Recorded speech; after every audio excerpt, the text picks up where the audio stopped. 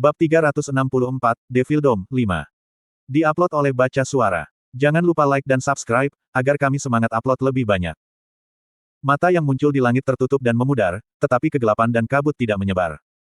Penutupan mata itu menandakan bahwa tatapan Iris telah lenyap, namun Yujin terus menatap ketidakjelasan yang jauh. Bukan hanya ruang di depannya yang terselubung dalam bayang-bayang, tetapi di luar penghalang dan membuntuti armada, kegelapan menyelimuti laut dan langit seperti tirai yang memisahkan dunia. Dengan Iris menjadi Raja Iblis, tempat ini pada dasarnya telah berubah menjadi iblis. Dengan kata lain, laut dan langit yang tertutup bayangan, semua yang disentuh kegelapan, adalah bagian dari Devil Dome Iris. Kamu tidak bisa melarikan diri dari laut ini.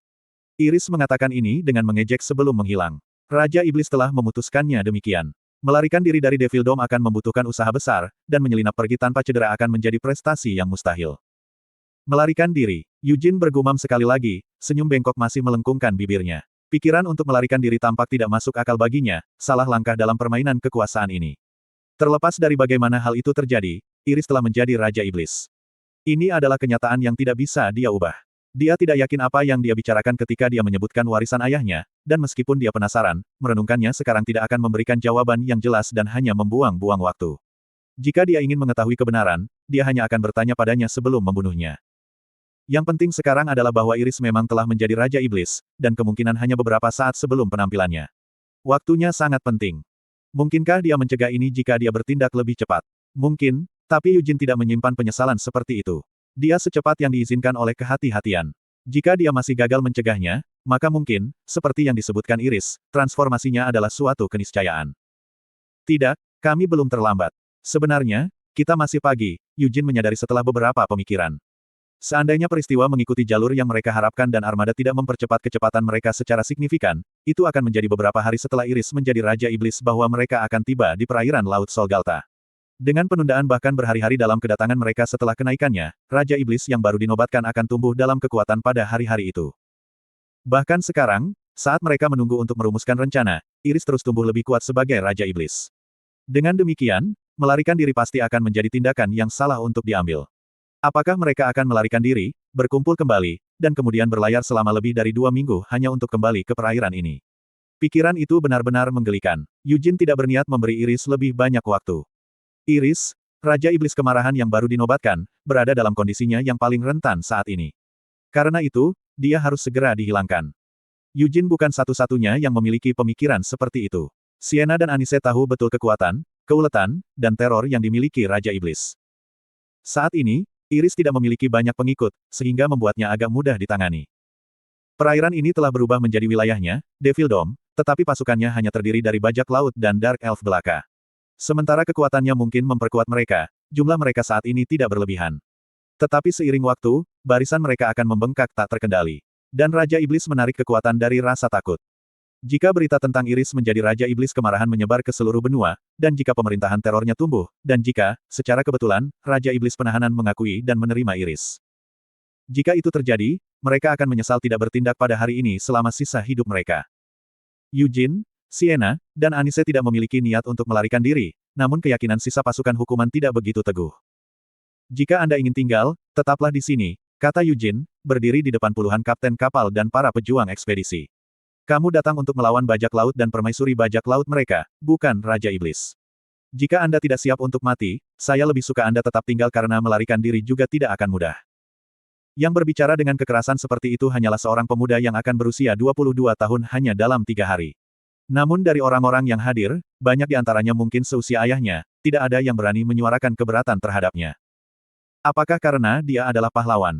Atau mungkin karena dia adalah keturunan Great Vermouth? Itu juga tidak. Sebaliknya, itu adalah aura bermusuhan, sangat mencekik yang dia pancarkan. Meskipun permusuhannya diarahkan pada Raja Iblis, semua orang yang hadir tercengang oleh bobotnya yang tipis. Itu tidak dianggap. Melarikan diri, terdengar suara. Itu milik salah satu dari sedikit orang yang bisa menahan aura Yujin yang mengesankan. Ortus Himan mengepalkan tinjunya saat keringat menggenang di telapak tangannya, dan tumpukan pikiran menyelimuti pikirannya. Dia secara signifikan lebih tua dari Yujin dan telah memanggilnya dengan nama depan dalam pertemuan sebelumnya. Namun sekarang, dia ragu-ragu untuk bersikap begitu informal kepada pemuda yang berdiri di depannya.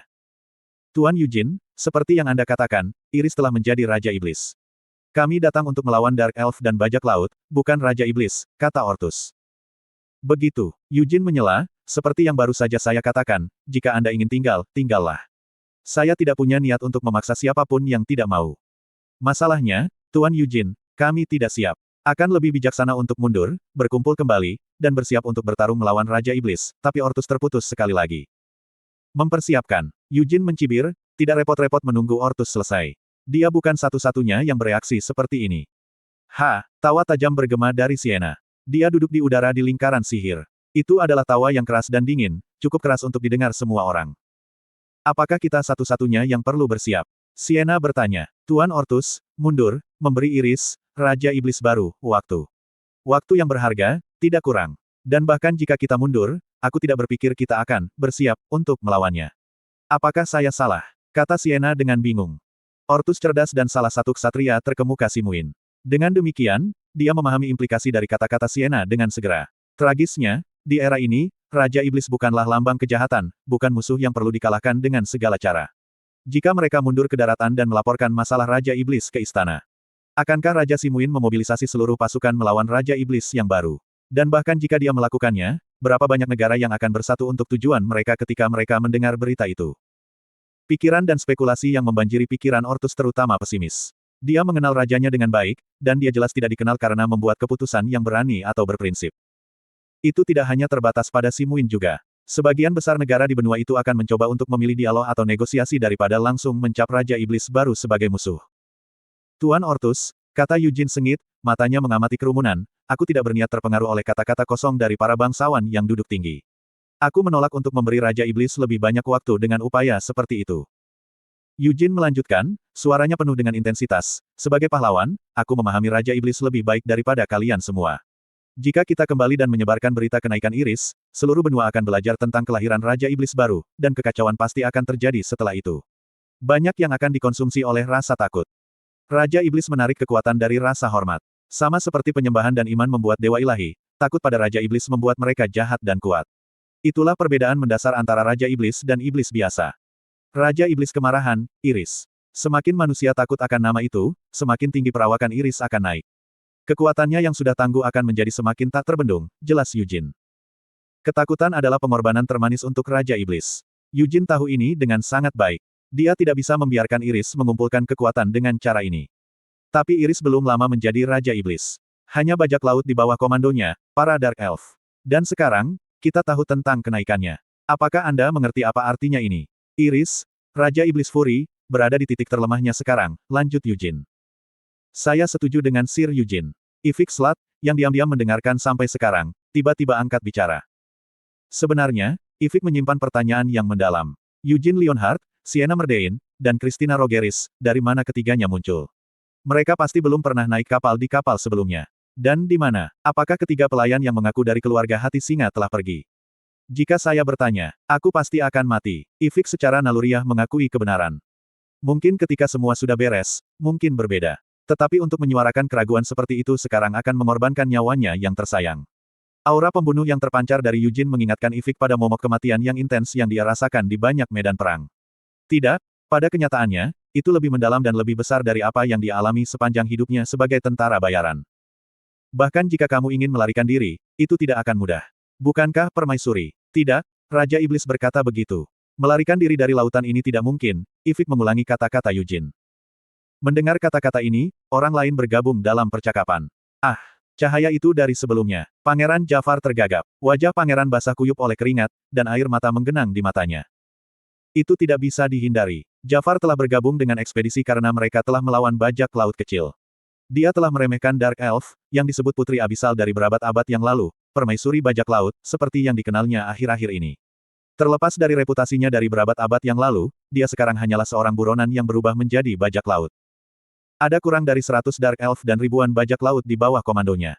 Pasukan ekspedisi dengan mudah melebihi jumlah mereka, dan mereka memiliki prajurit tangguh seperti Ortus, Ivik, dan Charmaine bersama mereka. Pertempuran tidak diragukan lagi akan sulit, tetapi tidak ada kemungkinan pasukan ekspedisi akan kalah. Kesulitan ekspedisi telah membuat partisipasi bermanfaat bagi Jafar. Dia bisa menunjukkan keberaniannya dalam memilih untuk berpartisipasi dan juga meraih kehormatan kemenangan. Tentu saja, Jafar tidak pernah berniat bergabung dalam pertempuran. Dia percaya bahwa itu hanya hadir di tempat kejadian di belakang akan memberinya kemuliaan yang diinginkan. Tapi sekarang, Raja Iblis. Jafar merasa dia mungkin menjadi gila. Bahkan mereka yang lahir di zaman ini tahu betapa tidak masuk akal dan menakutkannya keberadaan Raja Iblis. Slot iklan, kamu bisa pasang iklanmu di sini. Eugene hati singa. Dengan cahaya yang Anda pancarkan, dan kekuatan ilahi Saint Christina, dan keajaiban Nyonya Bijak Siena, tidak bisakah kita mengukir jalan mundur melalui tabir di belakang? Tanya Jafar dengan nada memohon. Apakah penghambat ini tidak mendengar apapun yang saya katakan? Ekspresi Eugene kusut saat dia memelototi Jafar. Dia bahkan tidak repot-repot menyaring kata-katanya pada saat ini. Terbelakang, Jafar bingung. Tidak ada yang berani mengarahkan vulgaritas seperti itu pada pangeran, yang ketiga dalam antrean untuk naik tahta. Biar saya jelaskan ini. Saya tidak punya niat untuk melarikan diri, mengerti? Dan apakah hanya saya? Tidak. Baik Lady Siena dan Saint Christina juga tidak punya pikiran untuk melarikan diri, kata Eugene, memelototi Jafar. Ini bukan. Saya tidak menyarankan kita semua berlari. Kami hanya perlu jalan untuk tidak melarikan diri, tapi retret strategis. Suara Jafar menghilang di bawah tatapan tajam Eugene. Jadi, kamu ingin aku membuat rute pelarian. Anda pikir itu mudah, Anda bodoh.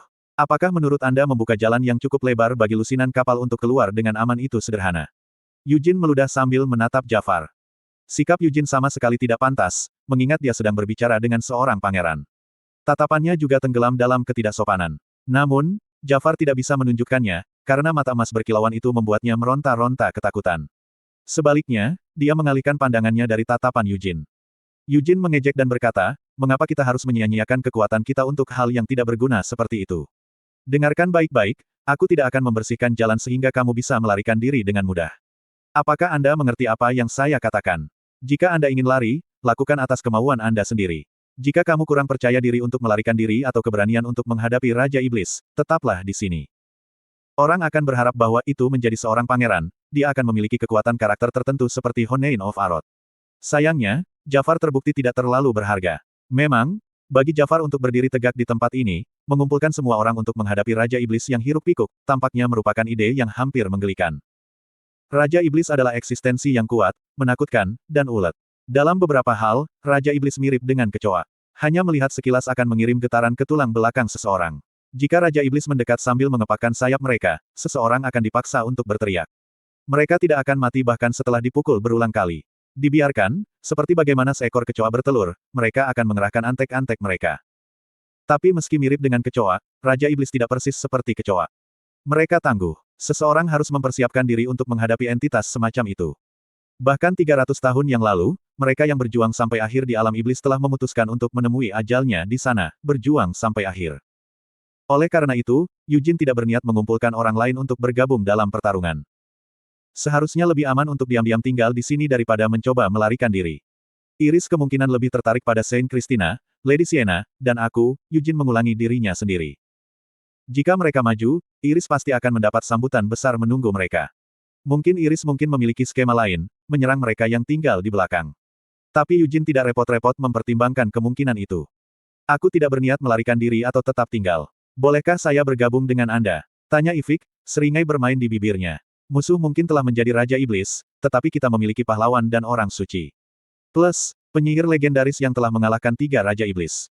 Jika Anda tidak menyesal tentang kematian, jawab Eugene datar. Penyesalan. Hahaha, seseorang mungkin berubah pikiran ketika pintu kematian menjulang, tetapi aku tidak merasa menyesal sekarang. Bukankah mengalahkan Raja Iblis adalah prestasi yang lebih berharga daripada mengalahkan permaisuri bajak laut puluhan, tidak, ratusan kali? Ivik tertawa terbahak-bahak sebelum menoleh. Dia kemudian melanjutkan, saya tidak yakin apakah bawahan saya berbagi sentimen saya, tetapi pengalaman dan reputasi sangat penting bagi tentara bayaran. Aku dikenal sebagai Raja Tentara Bayaran, dan akhirnya aku menemukan kesempatan untuk membuktikan reputasiku. Proklamasi Ivik membuat para pengamat saling melirik, terbelah antara akal dan ketakutan. Mata merah Raja Iblis yang mereka lihat sebelumnya, makhluk laut yang mengalami nasib mengerikan, dengungan serangga terbang yang meresahkan, dan ketakutan tak menyenangkan yang datang bersama kegelapan. Itu adalah teror yang tidak bisa mereka singkirkan atau tolak. Semakin mereka ingat, semakin mereka ingin melarikan diri. Namun, bahkan dalam kegelapan, ada terang. Pahlawan menyalakan cahaya, orang suci menyebarkannya, di mana para malaikat menyanyikan lagu-lagu pujian mereka, dan Arkwizat membalikkan lautan. Bahkan jika mereka menghadapi Raja Iblis.